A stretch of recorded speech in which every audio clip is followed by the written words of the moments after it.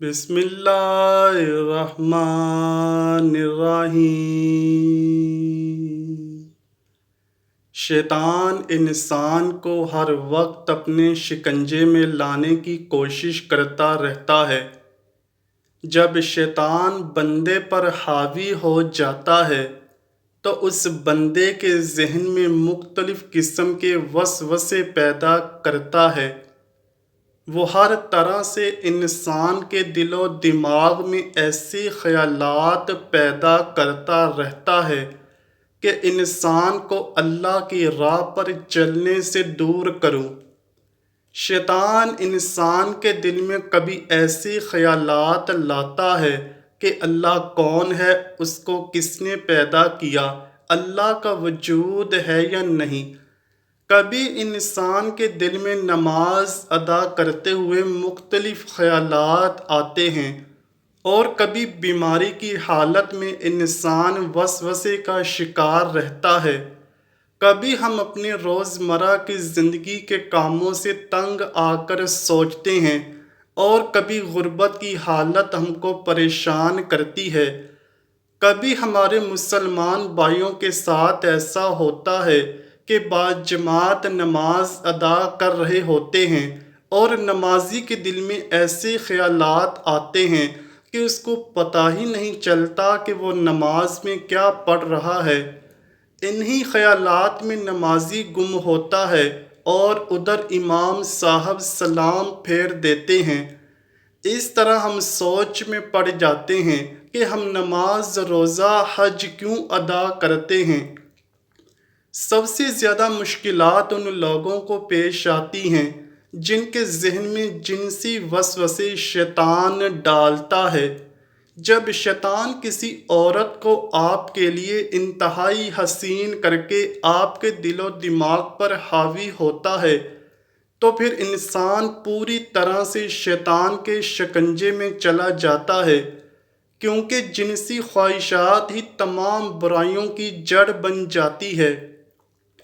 انسانی ذہن گندے خیالات کا مرکز بن کر رہ جاتا ہے۔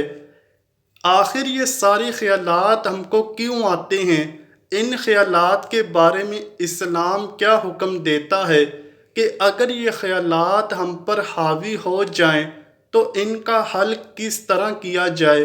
آئیے پہلے ہم احادیث مبارکہ سے ان خیالات کے بارے میں جاننے کی کوشش کرتے ہیں، اور آخر میں آپ کو یہ واقعہ سنائیں گے کہ جب ایک شخص نے آ کر حضرت علی شیر خدا رضی اللہ تعالیٰ عنہ کو بتایا کہ میرا ذہن گندے خیالات کا مرکز بن چکا ہے۔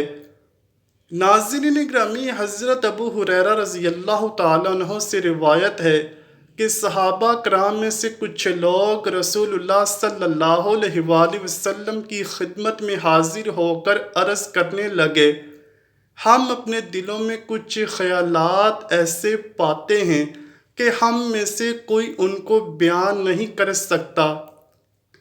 رسول اللہ صلی اللہ علیہ وآلہ وسلم نے فرمایا، کیا واقعی تم اسی طرح پاتے ہو، یعنی ان خیالات کو گناہ سمجھتے ہو؟ صحابہ نے عرض کیا، جی ہاں۔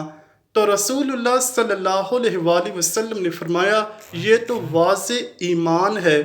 محدثین اس حدیث کی وضاحت کچھ اس طرح کرتے ہیں کہ صحابہ کے اس جملے یعنی ہم اپنے دلوں میں کچھ خیالات ایسے پاتے ہیں کہ ہم میں سے کوئی ان کو بیان نہیں کر سکتا، اس کا مطلب یہ ہے کہ ہم اپنے دلوں میں بری چیزیں پاتے ہیں، مثلا اللہ کو کس نے پیدا کیا، وہ کیسا ہے اور کس چیز سے بنا ہے، اور اس طرح کے اور چیزیں کہ جن کا بیان کرنا بھی مشکل ہے۔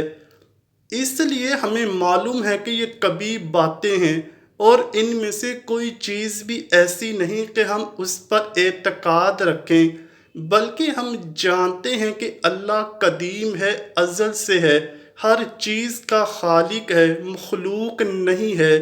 تو ایسے خیالات جو ہمارے دل میں آتے ہیں ان کا کیا حکم ہے؟ رسول اللہ صلی اللہ علیہ وآلہ وسلم نے یہ جواب دیا، یہ تو صریح ایمان ہے۔ اس لیے کہ تم ان وسوسوں کو دل میں پانے کے بعد جھڑک دیتے ہو اور اس کو برا سمجھتے ہو، یہ تو تمہارے ایمان کی علامت ہے۔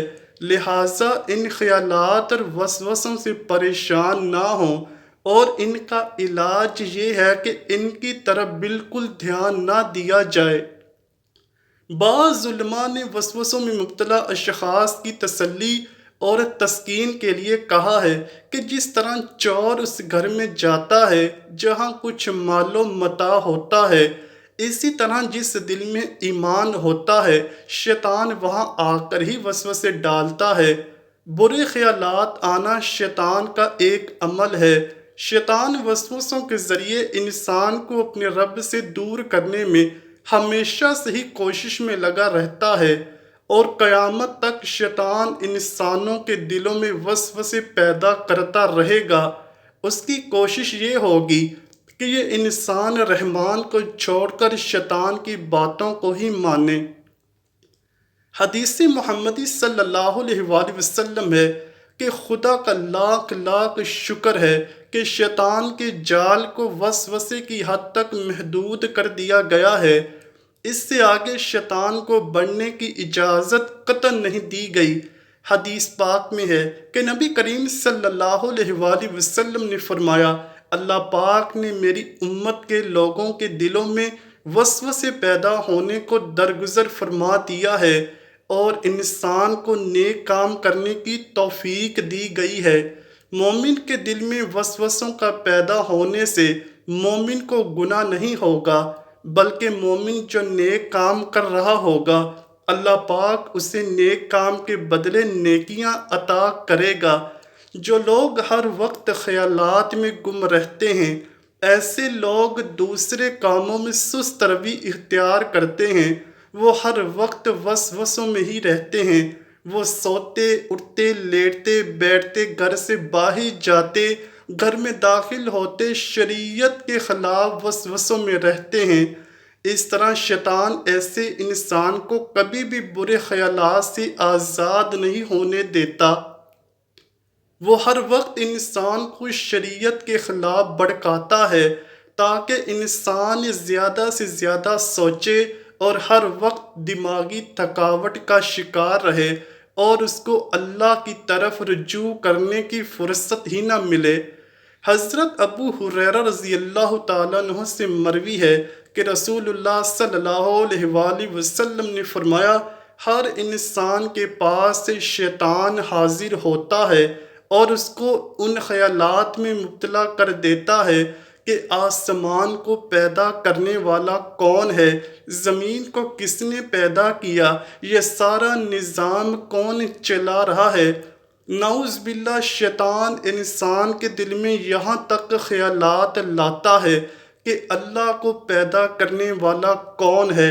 اگر انسان پر شیطان اتنا حاوی ہو جائے تو اس شخص کو چاہیے کہ اللہ سے دعا کرے، اے اللہ پاک مجھے شیطان مردود سے چھٹکارا عطا فرما۔ ایک اور حدیث میں ہے کہ حضرت ابو ہریرہ رضی اللہ تعالیٰ عنہ سے روایت ہے کہ رسول اللہ صلی اللہ علیہ وآلہ وسلم نے فرمایا، لوگ ہمیشہ ایک دوسرے سے پوچھتے رہیں گے یہاں تک کہ یہ بھی کہا جائے گا کہ مخلوق کو اللہ نے پیدا کیا تو اللہ کو کس نے پیدا کیا۔ جو آدمی اس طرح کا کوئی وسوسہ اپنے دل میں پائے تو وہ کہے، میں اللہ پر ایمان لایا۔ ایک روایت میں یہ اضافہ ہے کہ اللہ اور اس کے رسول صلی اللہ علیہ وآلہ وسلم پر ایمان لایا۔ یہ بات یاد رکھیے کہ شیطان انسان پر اس وقت بہت زیادہ حاوی ہو جاتا ہے جب ہم اپنے ایمان کا دامن چھوڑنا شروع کرتے ہیں۔ ہمیں چاہیے کہ ہم اللہ کی عبادت میں اتنا مشغول ہو جائیں کہ شیطان خود بخود ہی بھاگ جائے کہ یہ مومن میرے شکنجے میں آنے والا نہیں ہے۔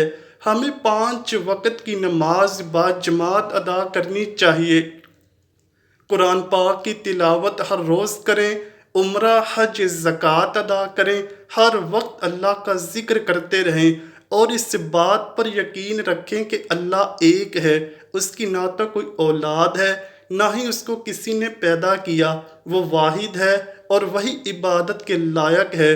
حضرت محمد صلی اللہ علیہ وآلہ وسلم اللہ کے آخری نبی ہیں۔ زندگی اور موت دینے والا صرف اللہ ہے۔ حرام کمائی سے اجتناب کریں۔ حرام کی کمائی کھانے سے بھی شیطان انسان پر حاوی رہتا ہے، اس لیے ہمیں حرام سے بچنا چاہیے۔ اگر یہ باتیں ہمارے ذہن میں چھا جائیں تو شیطان کبھی بھی ہم کو شرک جیسے خیالات میں نہیں ڈال سکتا۔ پیارے ناظرین، ایک دفعہ ایک شخص حضرت سیدنا مولا علی رضی اللہ تعالیٰ عنہ کی بارگاہ میں حاضر ہوا اور عرض کرنے لگا، اے مولا علی، مجھے ہر وقت برے خیالات آتے رہتے ہیں، میں ان سے کس طرح چھٹکارا پا سکتا ہوں؟ حضرت سیدنا مولا علی رضی اللہ تعالیٰ عنہ نے جواب دیا، حرام کی کمائی اور حرام کے کاموں سے ہمیشہ اجتناب کرو، کیونکہ حرام کی کمائی اور حرام کاموں کی وجہ سے ہی انسان کے دل میں برے خیالات آتے رہتے ہیں۔ جب بھی تم حلال کی روزی کھانے کے لیے اپنے دسترخوان پر بیٹھو تو یا غفور یا اللہ یا رحمان پڑھ کر پھونک مارو۔ اگر آپ اس عمل کو اپنا لو گے تو تم کو برے خیالات آنا بند ہو جائیں گے۔ لہٰذا ان وسوسوں کے علاج کے لیے اللہ سے پناہ مانگتے ہوئے مندرجہ ذیل اعمال کریں۔ نمبر 1، اعوذ باللہ۔ نمبر 2، آمنت باللہ ورسولہ۔ نمبر 3، هو الأول والآخر والظاہر والباطن وہو بکل شیء علیم۔ نمبر 4، رب اعوذ بک من ہمزات الشیاطین واعوذ بک رب ان یحضرون۔ اگر ہر نماز کے بعد آپ ان 4 کلمات کا ورد کریں گے تو ہمیشہ ہی آپ جنسی خیالات اور ہر طرح کے شیطانی شکوک و شبہات اور وسوسوں سے بچے رہیں گے۔ اللہ سے دعا ہے کہ وہ ہمیں حق حلال کی روزی کمانے کی توفیق دے، ہمارے دل تمام وسوسوں سے پاک فرمائے اور ہمیں شیطانی اعمال سے دور رکھے۔ آمین یا رب العالمین۔ امید کرتا ہوں کہ آپ کو ویڈیو ضرور پسند آئی ہوگی۔ اگر ویڈیو پسند آئی ہے تو ویڈیو کو لائک کیجئے، شیئر کیجئے اور چینل کو لازمی سبسکرائب کیجئے۔ کمنٹ سیکشن میں اپنی رائے کا اظہار بھی ضرور کیجئے گا۔ ملتے ہیں اگلی ویڈیو میں، تب تک کے لیے اللہ حافظ۔